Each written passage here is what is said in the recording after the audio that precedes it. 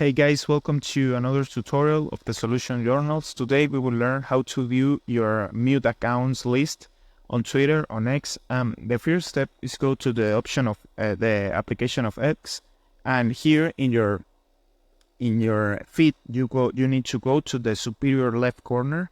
This is the option of your profile in every application, and after that you need to go to the last option in this part where it said settings and privacy.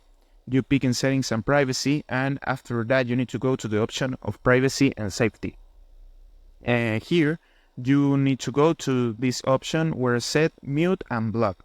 Here said manage the accounts, words, and notification that you have mute or block. So you got all the content you block in X is here. So if you want to see the people you block, you mute, you go to the blocked accounts, and I don't have a people blocked, but this in this part is where you can see that people. So if you want to block a person, for example, you go to here and you need to pick here in these 3 points and pick in block that person, and you can see that person in the list. So I hope this tutorial was helpful for you. Was from a content like this.